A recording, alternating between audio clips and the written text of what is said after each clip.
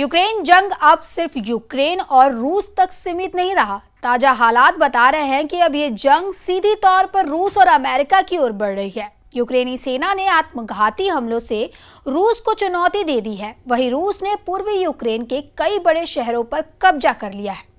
War experts का कहना है कि अब जंग का असली फैसला रूस और अमेरिका के बीच होगा। सवाल अब भी यह है कि पहले हमला कौन करता है, रूस या अमेरिका। नमस्कार, आदाब। आप देख रहे हैं न्यूज 18 का डिजिटल प्लेटफॉर्म और मैं हूं आपके साथ सृष्टि शर्मा। यूक्रेन युद्ध अब रूस और अमेरिका युद्ध में तेजी से बदलता जा रहा है। पिछले 48 घंटे में बड़ी तेजी से समीकरण बदल चुके हैं। जहां अमेरिका ने 2 परमाणु पनडुब्बी रूस के खिलाफ समंदर में उतार दी, तो वहीं रूस ने अपनी परमाणु पनडुब्बियों को भी अमेरिका के खिलाफ समंदर में उतार दिया है। हम आपको दिखाने जा रहे हैं कि जहां एक तरफ रूसी सेना तेजी से पूर्वी यूक्रेन पर कब्जा कर रही है, तो वहीं अमेरिका और नाटो के प्लान के तहत यूक्रेनी सेना रूस के सैन्य अड्डों पर भयंकर हमले कर रहा है। यहां तक कि रूसी रिफाइनरी को भी यूक्रेनी ड्रोन हमलों से भीषण नुकसान हुआ है। दूसरी तरफ खबर यह है कि यूक्रेन के खेरसोन पर रूस के तूफानी हमलों से हाहाकार मच चुका है, जबकि यूक्रेन के 4 सीवियार शहर पर रूस ने कब्जे का दावा किया है। जानकारी के मुताबिक युद्ध में अब पूरी तरह से बाजी पलट चुकी है और अब यूक्रेन को बचाने के लिए अमेरिका सीधे जंग में कूद पड़ा है।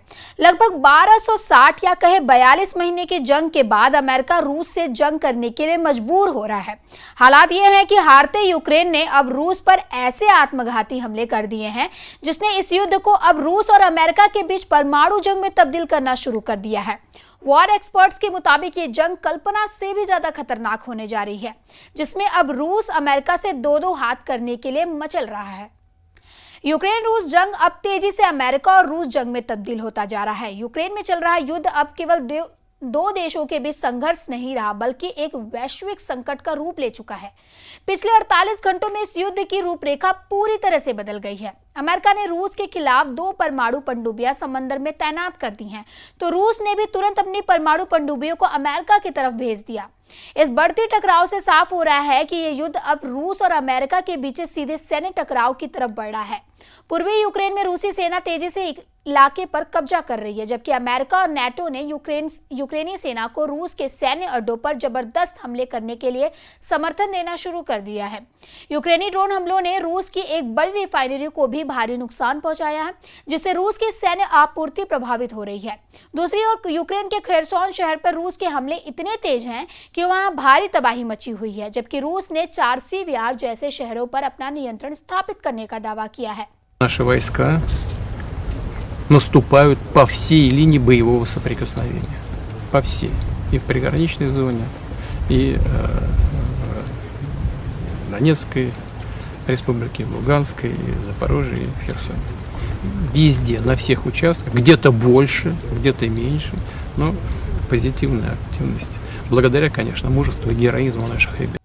एक्सपर्ट्स का कहना है कि जंग अब एक ऐसे मोड़ पर पहुंच गया है जहां अमेरिका सीधे युद्ध में शामिल हो रहा है। लगभग 42 महीने और 1260 दिनों तक चल रहे जंग के बाद अमेरिका रूस के खिलाफ सैन्य कदम उठाने को मजबूर हो गया है। यह कदम इस वक्त इस बात का संकेत है कि यूक्रेन की हार को रोकने और अपने रणनीतिक हितों की रक्षा के लिए अमेरिका अब अधिक सक्रिय भूमिका निभा रहा है। युद्ध की तीव्रता में वृद्धि के साथ यूक्रेन ने रूस पर आत्मघाती हमले तेज कर दिए हैं। इन हमलों का मकसद रूस की सैन्य क्षमता को कमजोर करना और युद्ध को उनके लिए कठिन बनाना है, लेकिन इससे युद्ध की संभावित वैश्विक सीमा तक पहुंचने की आशंका भी बढ़ गई है। वॉर एक्सपर्ट की माने तो अब यह संघर्ष कल्पना से भी खतरनाक हो सकता है, जिसमें रूस और अमेरिका के बीच परमाणु जंग तक का खतरा है। जंग के इस नए चरण में दोनों महाशक्तियों के बीच सीधे टकराव की संभावना विश्व के लिए चिंता का विषय है। हर कदम पर इस युद्ध का विस्तार न केवल यूक्रेन या रूस तक सीमित रहेगा, बल्कि इसका प्रभाव पूरी दुनिया में महसूस होगा।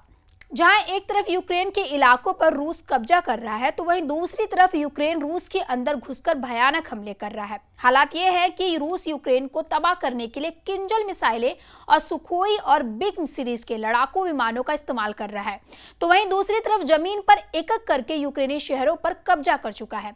इधर बौखलाए जेलेंस्की ने रूस के कुछ ऐसे अड्डों पर हमला करवाया है जिससे पुतिन बुरी तरह से तिलमिला गए हैं। यूक्रेनी ड्रोनों ने न रूस के कई क्षेत्रों में औद्योगिक स्थलों को निशाना बनाया, जिनमें ईरान द्वारा डिजाइन किए गए ड्रोनों वाला एक प्रतिष्ठान भी शामिल है। यूक्रेन के जनरल स्टाफ के मुताबिक पिछले 24 घंटे में कम से कम 4 क्षेत्रों में स्थित स्थलों को निशाना बनाया गया है, जिनमें अंतर्राष्ट्रीय प्रतिबंधों के तहत आने वाले तेल क्षेत्र और रूसी सेना के लिए महत्वपूर्ण प्रतिष्ठान शामिल है। Сьогодні завершились пошукові роботи на місці російського удару по Києву. Звичайний житловий будинок. Пряме влучання. 28 людей убила ракета.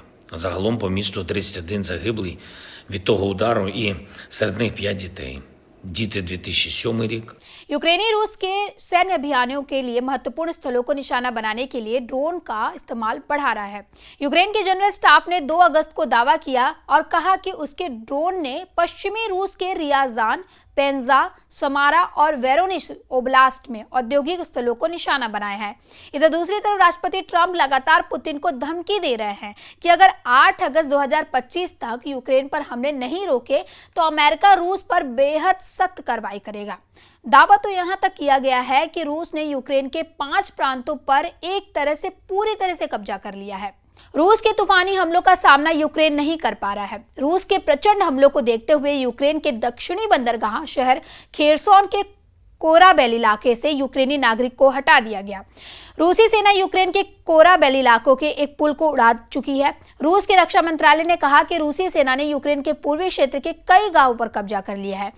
वहीं यूक्रेन के कीव इंडिपेंडेंट की रिपोर्ट के अनुसार रूस ने जुलाई 2025 में यूक्रेन के विरुद्ध 6129 शाहिद प्रकार के ड्रोन लॉन्च किए, जो पिछले साल इसी महीने में लॉन्च किए गए 423 ड्रोनों से 14 गुना अधिक है।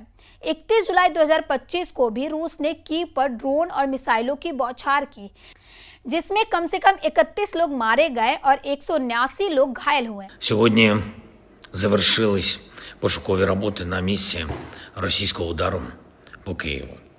Звичайний житловий будинок. Пряме влучання. 28 людей убила ракета.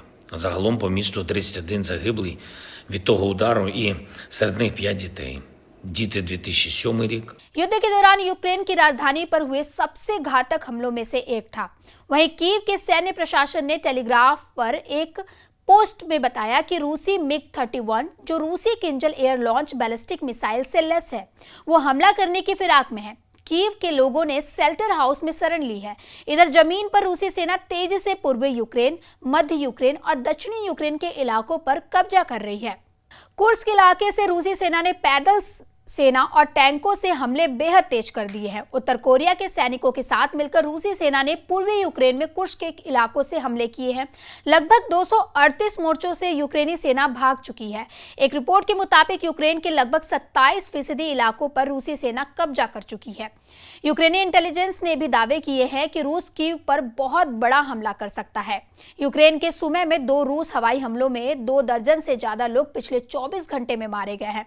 यूक्रेन पर रूसी हमलों से जुड़े जो दावे किए जा रहे हैं वो वाकई हैरान करने वाले हैं। रूसी सेना ने जुलाई महीने में यूक्रेन के खिलाफ मिसाइल और ड्रोनों का सबसे बड़ा और घातक हमला यूक्रेन पर किया है। दावा किया जा रहा है कि यूक्रेन के कम से कम 15 प्रांतों पर रूस के खूनी हमले हुए हैं। रूसी हमले की जो डिटेल सामने आई है वो भी चौंकाने वाली है। रूस की राजधानी कीव पर रूस ने सबसे ज्यादा नए ईरानी शाही ड्रोन 136P से हमले किए हैं। रूसी हमलों से यूक्रेन के कई इलाके धुआं हो गए। अब सवाल यही है कि इस लगातार बिगड़ते हालात में पहले कौन कदम उठाएगा? क्या रूस अमेरिका पर हमला करेगा या फिर अमेरिका रूस पर? युद्ध अब ऐसे मोड़ पर पहुंच चुका है जहां एक भी गलत कदम पूरी दुनिया को विनाश की तरफ ले जा सकता है। अब निगाहें टिकी हैं अगले बड़े फैसले पर। फिलहाल ऐसे ही खबरों के लिए देखते रहे न्यूज़ 18 का डिजिटल प्लेटफॉर्म और हमारे चैनल को सब्सक्राइब करना ना भूलें। धन्यवाद।